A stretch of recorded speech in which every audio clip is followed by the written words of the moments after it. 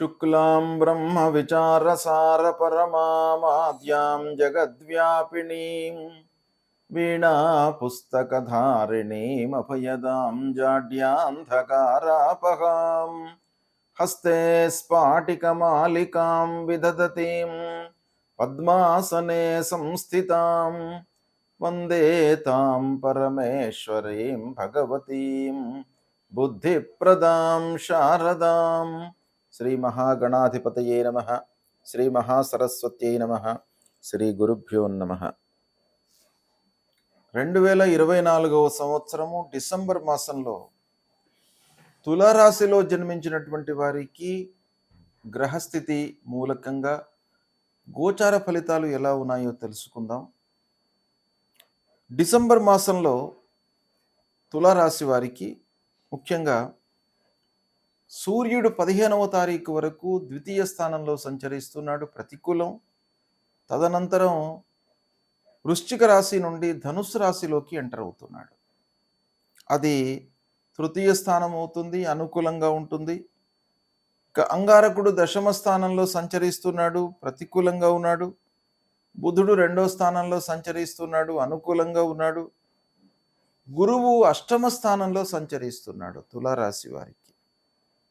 ముఖ్యంగా తులారాశి వారికి గురు భగవానుడి యొక్క అనుకూలత లేదు. ఆధిపత్య రీత్యా కూడాను తృతీయ షష్ఠమాధిపతి గనక గురువు యొక్క గోచారము తులారాశి వారికి బాగా ఉండాలి. అయితే ఈ అష్టమ స్థానంలో సంచరిస్తున్నాడు, వక్రించి ఉన్నాడు గనక కొంత మోతాదులో అంటే దుష్ప్రభావము కొంత తగ్గేటువంటి అవకాశాలు ఉన్నాయి.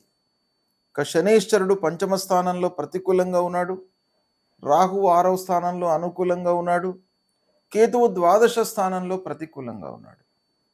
ఈ విధంగా గ్రహస్థితి మూలకంగా ఈ స్థానాలలో ముఖ్యమైనటువంటి గ్రహాలు 8 గ్రహాలు సంచరిస్తున్నాయి కనుక వీటి యొక్క ప్రభావము తద్వారా ఫలితాలు ఎలా ఉంటాయి అనేటువంటి విషయాన్ని మనం చూసినట్టయితే ఓవరాల్గా మిశ్రమాధిక ఫలితాలు, మిశ్రమంగా కొన్నింట మంచి ఫలితాలు, కొన్నింట ప్రతికూలమైనటువంటి ఫలితాలు గోచరిస్తున్నాయి. 3-4 వారాలలో కొంత 3-4 వారాలు కొంత అనుకూలంగా ఉంటాయి. ఇక 1-2 వారాలలో కొంత సంయమనము అవసరము. అంటే ఓపికతో మీరు నిర్ణయాలు తీసుకోవాలి. 1-2 వారాలలో ఏ పని చేసినప్పటికీ ముందు వెనుక ఆలోచించి కూలంకషంగా ఆ విషయం గురించి ఆలోచించిన తర్వాతనే మీరు ప్రారంభం చేయాలి. లేనట్టయితే అనవసరమైనటువంటి నష్టాలకు గురి అయ్యేటువంటి అవకాశాలు ఉన్నాయి. ఇంటి వాతావరణం మట్టుకు సంతృప్తిగా ఉంటుంది. భార్య, పిల్లలు, కుటుంబ పెద్దలు అందరి యొక్క సహాయ సహకారాలు మీకు అందుతాయి. వాళ్లతో సంతృప్తిగా కాలయాపన చేస్తారు, ఆనందంగా ఉంటారు. కనుక ఇంటి వాతావరణము మీకు కొండంత బలంగా నిలుస్తుంది. ప్రయాణాలు అనుకూలిస్తాయి. ఇది కూడాను మీకు చాలా సంతృప్తిని కలిగించేటువంటి అంశం. ఏదైనా విషయం కొరకై మీరు వెళ్ళినట్టయితే పని పూర్తి అవుతుంది, పని అవుతుంది. మానిటరీ బెనిఫిట్ ఉంటుందా ఉండదా అనేటువంటి విషయం వేరు, కానీ ఆ పని మట్టుకు మీకు పూర్తి అవుతుంది. ఇకపోతే వ్యాపారస్తులకు ముఖ్యంగా ఈ డిసెంబర్ మాసము బాగా అనుకూలిస్తుంది. చేతిలో ఉన్నటువంటి వ్యాపారము బాగా నడుస్తుంది, క్రయ విక్రయాలకు ఇబ్బంది లేదు. స్టాక్ మార్కెట్ లోపల ఇన్వెస్ట్ చేస్తున్నటువంటి వాళ్ళు కొంత జాగ్రత్తగా ఉండాలి.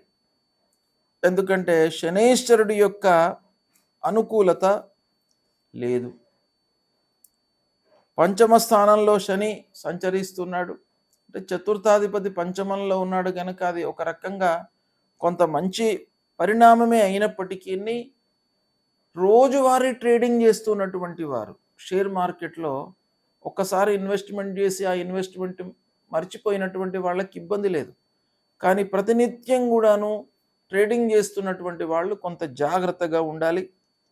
ఇకపోతే కొత్త పెట్టుబడులకు, వ్యాపారము విస్తరణకు అనుకూలమైనటువంటి సమయం కాదు. అంటే చేతిలో ఉన్నటువంటి వ్యాపారానికి ఇబ్బంది లేదు, అది నడుస్తుంది.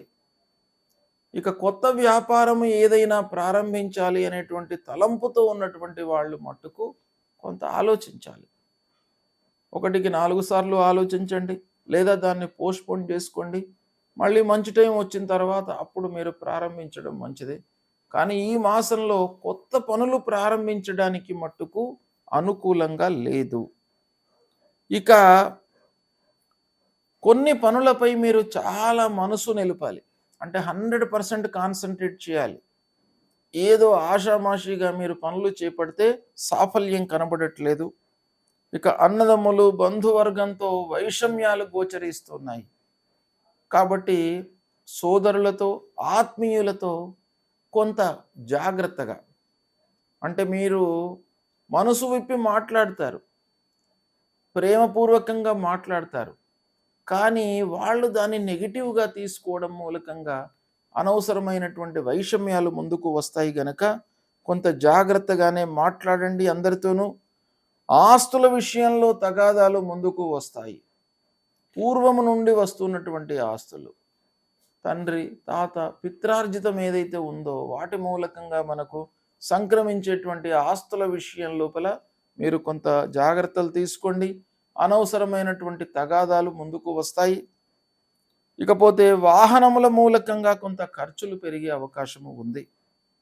మిషనరీ రిపేర్లు సడన్గా ముందుకు వస్తాయి. పారిశ్రామికవేత్తలకు, ముఖ్యంగా కర్మాగారాలు రన్ చేస్తున్నటువంటి వాళ్లకు ఆకస్మికంగా మనకు ముందుకు వస్తాయి ఏవో రిపేర్లు.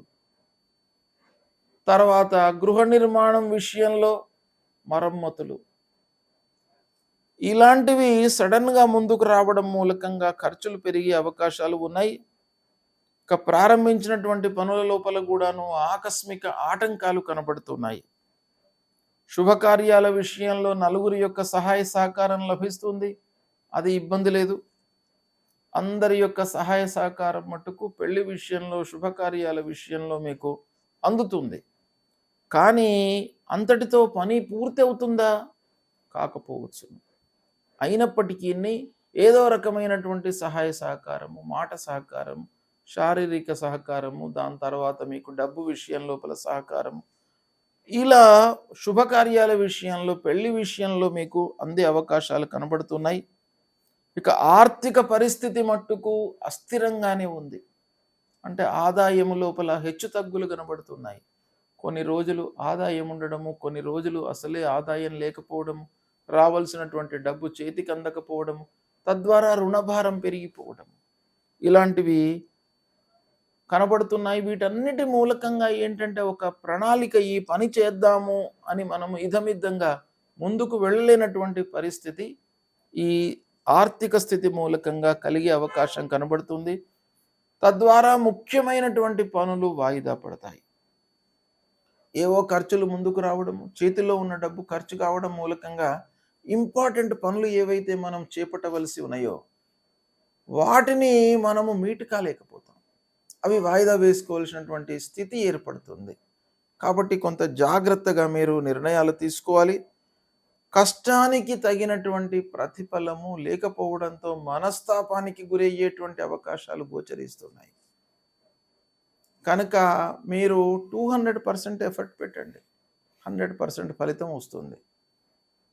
కాబట్టి మీరు ఏదైనా కూడా ఒక పనిని ఆశించి ఇది 4 రోజులలో నేను పూర్తి చేయాలి అని అనుకున్నట్టయితే 200% మీరు దానిపైన ఎఫర్ట్ పెట్టండి. అప్పుడు మీకు ఆ 4 రోజులు కాకపోయినా 8 రోజులకైనా కూడాను ఆ పని పూర్తి అవుతుంది. ఇకపోతే స్వయం వృత్తిలో ఉన్నటువంటి వారికి కొన్ని ఇబ్బందులు తప్పవు. దగ్గర వాళ్ళు, పని వాళ్ళు, కస్టమర్స్ మూలకంగా ఇబ్బందులు, రావాల్సినటువంటి రాకపోవడము, ఇలాంటి వాటి మూలకంగా అసంతృప్తి అనేటువంటిది పెరిగిపోతుంది. దైవ దర్శనాలకై ఆచరిస్తారు. దైవ దర్శనాలు చేయాలి అనేటువంటి తపన పెరుగుతుంది.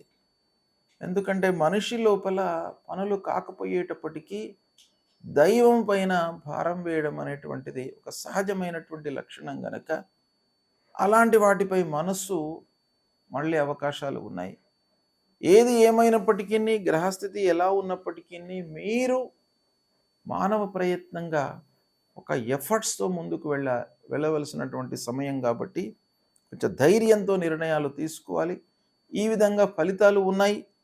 కొన్నింట మిశ్రమంగా ఉన్నాయి. అంటే కొన్ని ఫలితాలు అనుకూలంగా ఉన్నాయి, కొన్ని చాలా ప్రతికూలంగా ఉన్నాయి.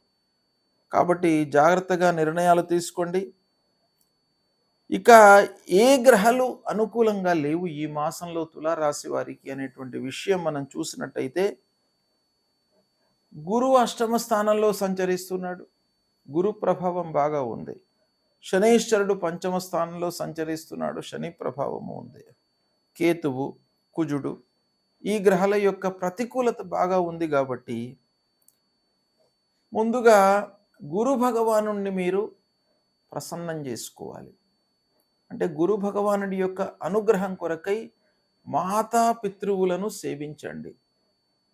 ఆ తల్లిదండ్రుల యొక్క సేవ మూలకంగా మీకు వారి యొక్క అనుకూలత, అనుగ్రహం లభిస్తుంది.